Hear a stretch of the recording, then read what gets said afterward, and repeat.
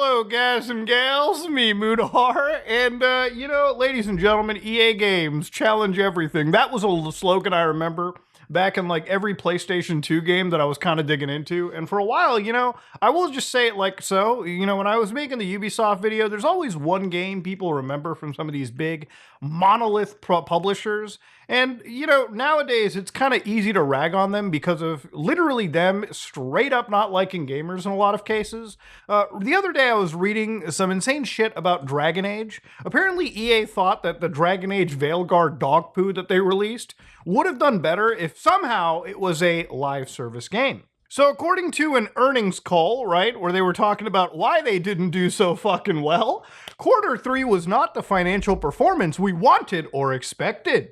We know as a leader in global entertainment, great titles, even when built and delivered with polished execution, can sometimes miss our financial expectations. Maybe it's because you have your expectations like that of Square Enix, where it's like, yeah, if we're not making like billions, I guess, or something, I guess that IP is just a failure. Yeah, Sleeping Dogs? Wait, you tell me that doesn't sell as much as Final Fantasy? Oh man, we gotta axe it. Deus Ex isn't as popular as Final Fantasy? Clearly it's an irrelevant franchise. Just throw it out into the mix. Never make it again. God damn, do I hate AAA gaming sometimes. In order to break beyond the core audience, games need to directly connect to the evolving demands of players who increasingly seek shared world features and deeper engagement alongside high-quality narratives in this beloved category. So it was this quote that a lot of people were wondering, whoa, what do you mean shared world features? That equates to live service experiences. Now, I want to just begin by saying that, again, I'm not like a live service hater or anything like that. I play games that are actually popular live services. For crying out loud, I played Rainbow Six Siege for years. I mean, not as much these days, but I played it pretty actively. I would say 2018, 2019. I was a Rainbow Six Siege gamer for a while.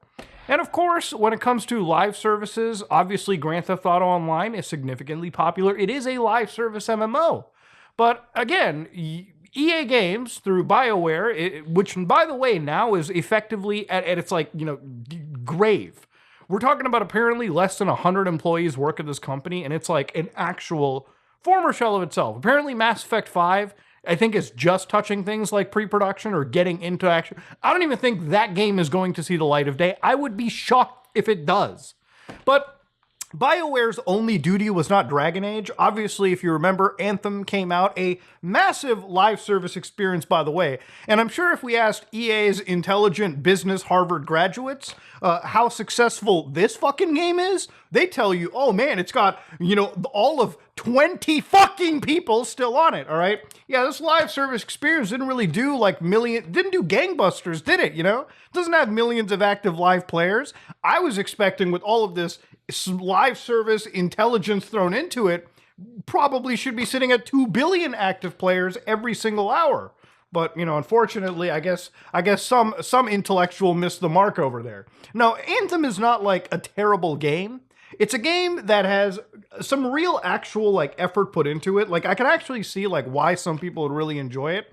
The shame is it's a game designed to, again, be more for the live service community where you log in every day, you get your dailies, you do everything. It almost feels like there's so much mobile game involvement, so much thought processes put into people constantly doing the same content over and over again just to grind for better and better riches, right? I guess if you played any mobile game, it's kind of like, I grind so I can get 5 pieces of shit and I can fuse those together to get a lump of shit, and then I can use the lump of shit to generate slightly better gear. And I keep doing that over and over and over again like a fucking lab rat until eventually I have the highest possible gear score, and then that's it. That's gaming for me. Now, obviously, I don't think most gamers are really looking too forward to that, especially those that buy $60 single player or community experiences. Now, Dragon Age, I talked about this in the Ubisoft video, it's funny as hell when you play this game, because even the gameplay, forget about all the politics and everything around it. The gameplay is fucking boring, okay? As somebody that's played through a majority of that game, I'll tell you right now, the first like let's say first 15 hours of the game, right? Which are probably the most pivotal, important sections. If the combat, just the combat isn't exciting, okay? What makes you think people are going to stick around? And you might be like, but Muda, it gets better, by the time you reach level 20, level 25, when you've gotten through your skill trees. Bro, getting to level 20, 25 is where you need to spend 15 hours of your life into. Dog, if the first 15 hours aren't fun, I'm not going to do it. I'm not going to go all the way to level 20, 25. You catch what I'm saying? This is not Final Fantasy 13, where it's like, Moody, you just have to get to like chapter 13 before things finally get good. Bro, chapter 13's the end of the fucking game. Okay, it's the end.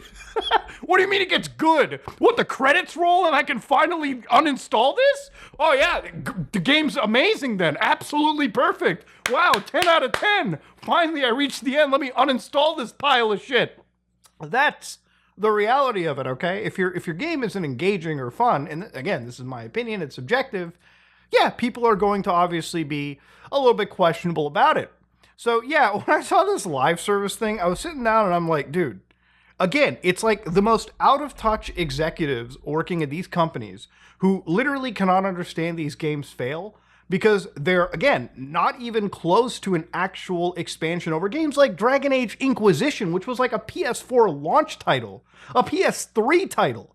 We are not even producing games that are taking real advantage of the PS5.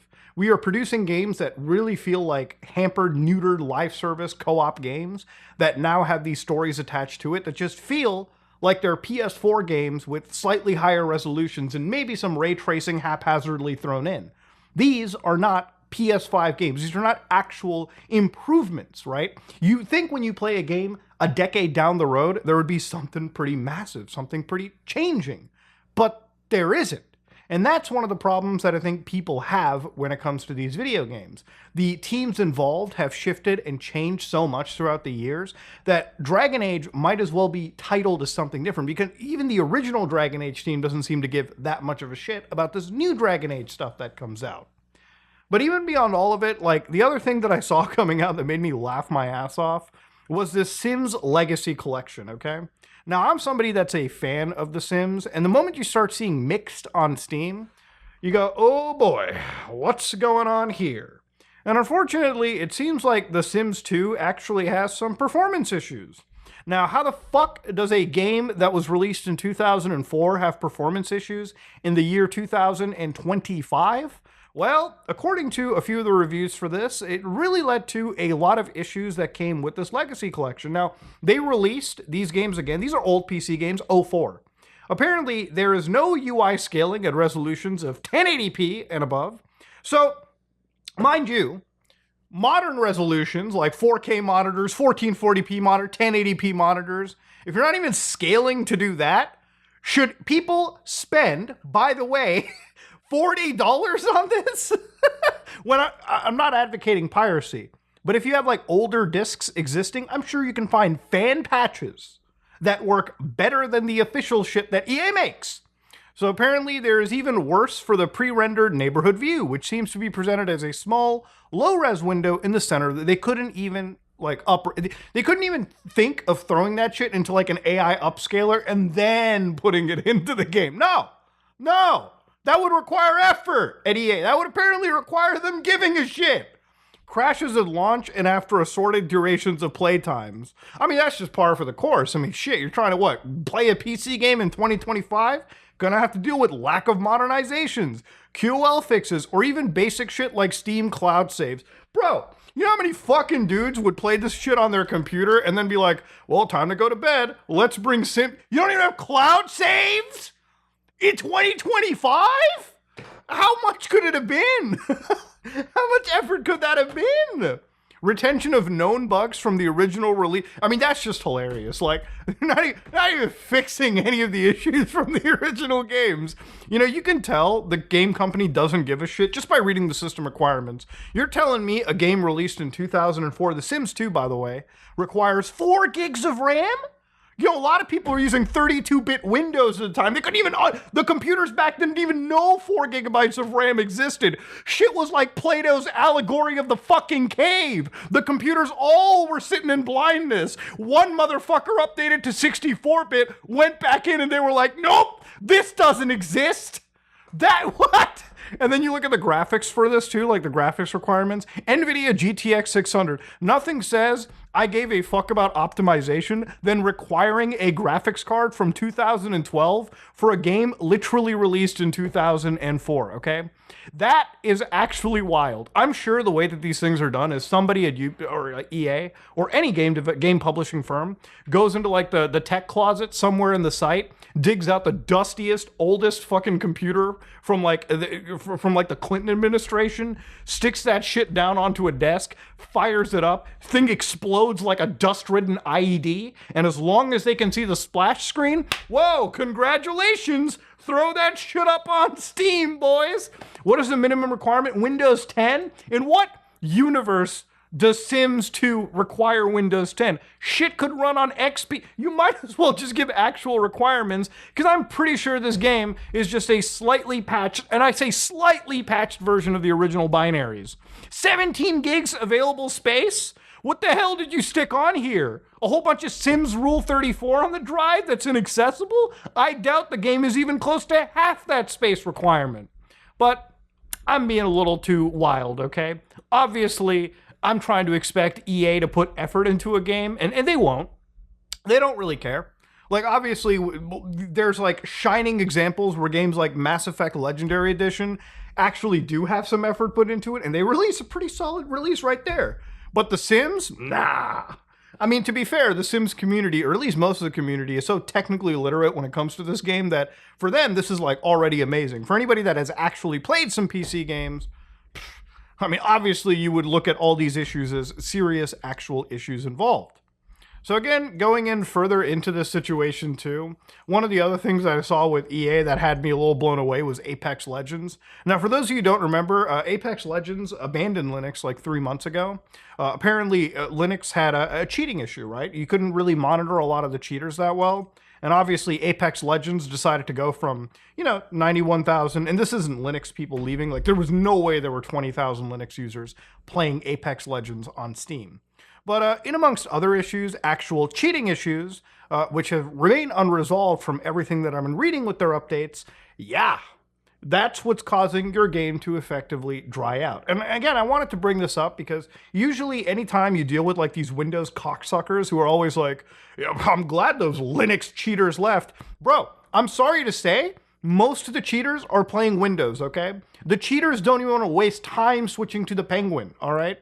That's just a cope fest from these companies to remove an established player base, people who spend money to play these games and have spent money to play these games from their systems because they're too fucking lazy or they just do not care to support the most basic anti-cheats that already have a lot of the work done for them. But this is a argument that I have with I'm literally shadowboxing. Like, I can't win this argument, okay? It is what it is. But again, the last thing that I wanted to see with Battlefield, this one blew me away. So one of the last, I think, Hail Marys that EA kind of has, and I say Hail Mary, it's not as if they have like all these sports games that like print money for them. Yeah, apparently Battlefield Labs is now a thing, ladies and gentlemen, and apparently they've got 4 studios around the entire globe that are basically working together to make Battlefield games. Now, EA's big franchise for me is Battlefield. It's a game that I've been playing since I was literally, before puberty, actually. I played Battlefield 2. I played Battlefield 1942. I've been playing, the only Battlefield game I probably didn't play, and that's because my integrated graphics couldn't run it at the time, was Battlefield 2142. But rest assured, Battlefield 3 was the game that made me want to actually build a gaming computer, so I could play that game on an actual PC, as opposed to the 360 that literally felt like a neutered experience. And of course, Battlefield 4 remains one of my favorite games ever fucking made, shooter-wise. And in fact, it was such a good game by EA, so much care put into it that like, not only you had perfect progression without making the game feel like a microtransaction-ridden shithole, but you also had a lot of thought put into the maps. I mean, to this day, I don't think there is a map as good as Siege of Shanghai from Battlefield 4 in anything that they've released since then. And that was a game that had things like Levolution in every map. Where in Battlefield like 4, you could, in Siege of Shanghai, you could see the actual central tower destroy in front of you. And you might be like, well, that's just a pre-baked animation. I didn't care. It looked good. It changed the map, made everything dusty, made it feel like I was in a battlefield. And you know, the funniest thing is that ran on a PlayStation 3 and it only got better. You know, DICE EA actually put a game together that people could be proud of. And yes, it did have issues at launch, like matchmaking wasn't exactly perfect, but overall, I would say very, very fun experience. And since then, Battlefield is a franchise that I believe is a little bit too much more casualized. It's one that has kind of lost, I would say, the original. It's kind of like Halo, where maybe it's like tuned itself into a way to appeal to like the masses, completely forgetting the gameplay loops that it built initially. So yeah, Battlefield 2042 was the last one that came out. I kind of enjoyed it at the time when it released, when I played with like Hugbees. But then I remembered I played that game at launch with friends, okay? And to be honest, getting tortured in Pyongyang while eating pig shit off the street is actually fun, as long as you're obviously with friends. Now, since then, I've been playing Battlefield 2042 pretty recently, some Battlefield 4, even Battlefield 3. Heck, might even install Battlefield 2 and play some online on some private, community servers, and I'll have a great experience, at least there. Playing a game like Battlefield 2042 shows me just how much they have not expanded this game. The maps, again, just do not have that same level of fun as maps like Lanxing Dam from Battlefield 4, Siege of Shanghai, obviously, and of course, one of my favorites, Flood Zone. These are all maps that existed in prior Battlefield games that actually appear to have care and effort put into them. And obviously, Battlefield 2042 doesn't really seem to have that level of care put into it, and the progression really isn't all the way there. This really feels like, again, a game franchise that's going back in time. So anyways, Battlefield Labs comes out, and I feel like it's the last Hail Mary for this franchise, where like they're apparently trying to release a new Battlefield game sometime in 2026 that's going to blow people away. And there is some new footage that's come out, and this footage has gotten at least some gamers a little riled up. So there have been 12 seconds of footage released for this game, and I want to show you guys what I think is really important. So obviously I want to point out this is pre-alpha gameplay. Gameplay subject to change. Now, typically when I'm at the pre-alpha stage, I'm sure it's going to be very subject to change. All right. So let's look at what they've got in the. Let's see what the labs are cooking here. Let's see what let's see what's going on in those test tubes and beakers. Oh, they got the Battlefield 3 theme. Soldiers running around with guns. Oh boy, building destruction. Woo, baby, rocket launchers. Whoa. Now you can sign up for this, and I've tried doing it, but apparently the queue is like 200,000 players large. So obviously people are excited. There's a bit of excitement from gamers. And again, to be completely real, I would reserve any form of excitement for myself. Remember, this is like early access gameplay. The fact that, guns being shot, players running around, and destructibility that, again, the Battlefield franchise is not new to. This has been happening since Bad Company 2 on the Xbox 360 is enough to excite people again. Like, just the prospect of EA, DICE, and a lot of these organizations that work at EA, just basically saying, yeah, we're going to go back to Battlefield 3. We're going to go back to Battlefield 4. Just shows you, all right, what the gamers actually crave, what they want. But, ultimately, at the end of the day, for a company like EA, it's going to actually be ruined. And again, quote me on this when this game releases. This game probably will be ruined because they're going to have this insane focus on the live service, the hyper focus on like monetization. Let me tell you why a lot of these big shooters fail as soon as they come out of these live service experiences. Usually, and again, I'm going to bring Halo Infinite as an example. When you release a live service shooter, typically these companies release games as like minimal viable product or early access or, products that are functioning games, but they don't have all their content from day one. So back in the day when games like Battlefield 3 or Halo Reach came out, these were full released games. They came with their campaigns, they came with their multiplayers. Occasionally they would come with some sort of like PvE.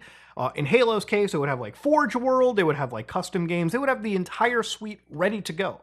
And that meant players actually got a functioning, full, complete experience for $60 on launch. And then typically after a month or two, map packs would start to be released for, again, paid services, $10, $15, $20 packs that people would buy and add on.